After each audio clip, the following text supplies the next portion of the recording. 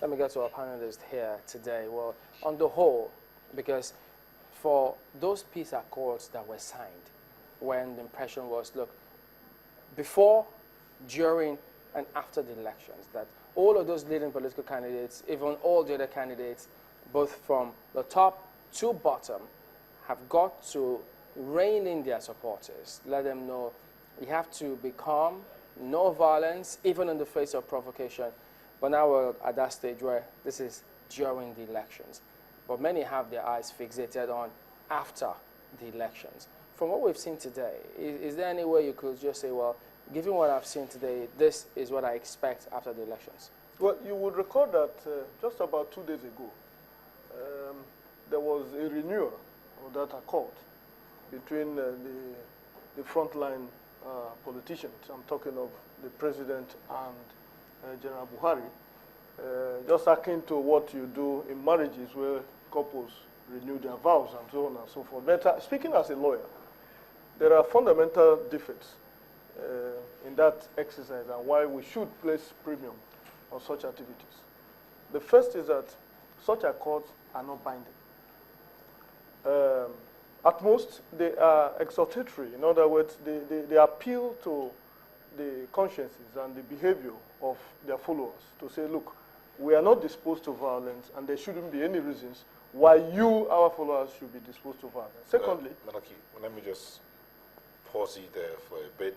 We have Dobra, our correspondent from Bayelsa, online. Hello, Dobra. Hi. Yeah, we spoke to Chukuma earlier in the day where he brought us up to speed as regards the president voting and all that was happening in Utoke. But you were also in Bayelsa. Tell us, what's the situation now? Okay, I am also in Bayelsa and I visited most polling units in Sagbama local government area and Kolokuma local government area. For those local governments, the election materials arrived pretty early. By 8 a.m. they had it. For the polling unit of the governor, that's Governor Siraki Dixon, accreditation began by 22 minutes past 8 o'clock.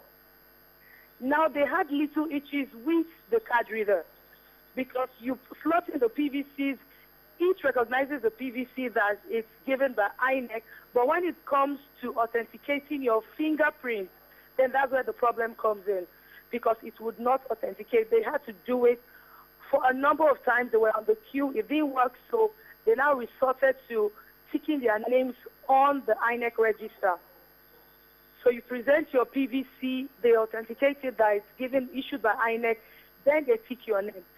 Then at another polling unit, they have the issue of not having any ink in the matter they were supposed to use in accrediting people. Now, if you come and you've been accredited, there's no proof to show you've been accredited because their markers didn't have ink. So they resorted to using pens. They'll tick your thumb, make sure it shows a little before they go. Other than that, there was huge turnout of voters. Then the actual voting process began by 2 o'clock. That's for just these two local governments.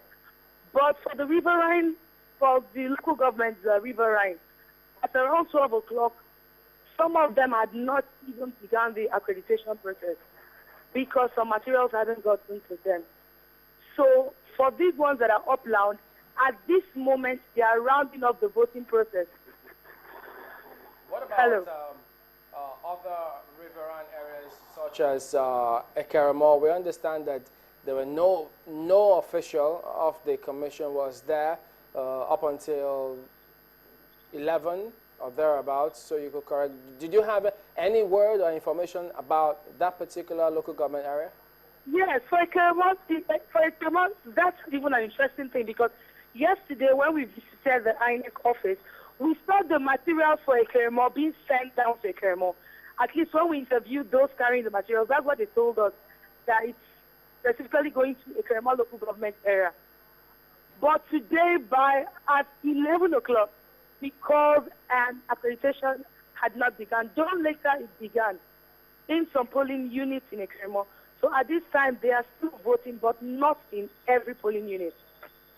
Wow. So those polling units that no voting is going on, What's the latest information there about it? For those polling units, the voting is not going on. Since there's a window of voting tomorrow, they would explore that. But first, for those the voting is not going on, they had already begun accreditation. So I believe they would round up the accreditation process today. Then tomorrow morning, they will begin the actual voting process. All right. That's in the Kerema local government area. Okay. Thank you very much indeed, Dobra. Yes, go ahead. So I have made the first point that it is not enforceable in law, so it's of no moment. The second point is that none of these persons who have appended his signature to this accord can be held vicariously liable for the offense of whoever commits, any of his followers that commits that offense.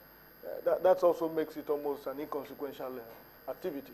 The third point is that if you fully consider the image that we have created out there, it became embarrassing not just with the second outing, but even with the first outing, where the gladiators of our political space are brought to line up as school pupils, to begin to append signatures to an accord that even makes more sense within within the criminal laws that we have in place. In short, I know of one particular presidential candidate who did not attend that accord in Abuja, essentially because he raised very valid points, which I agree, namely that I cannot be part of that process that will not take away from the existing extant criminal legislations that we have. What is it that you are going to sign there that doesn't exist? If you're going to involve in violence, that's already taken care of in the criminal laws. And therefore, there was no need coming to line up as school pupils to begin to sign accord. But the poverty of the situation was created soon after that accord, when we saw serious violent activities in River State repeating itself in Bauchi and so on and so forth, where the convoy of the president was pelted with stones, and even the burning of PDP vehicles on the trail. Because violence is such an important issue in this election, I would like to spend some time, a very short time, to speak to every young Nigerian man and woman listening to understand why some of these politicians use them to try and influence violence. The most recent report from the National Bureau of Statistics lets us understand that only 2 out of 100 Nigerians live to the age of 70. Only 1 out of 100 Nigerians live to the age of 75. And I'll explain why I've reeled out these numbers. Most of these leaders that influence violence are between the age of 60 and they're in their 70s. The years ahead of them are very, very few, even based on the statistical evidence. A 70-year-old man, a 65-year-old man that's influencing a younger man and woman to become violent is because he's seeing that the years ahead of him are lower. You will never find a case of a 25-year-old man or woman influencing a 70 or 65-year-old man to violence. So I want to clearly let them understand. The question is, can they? But clearly, the whole idea is the young man and woman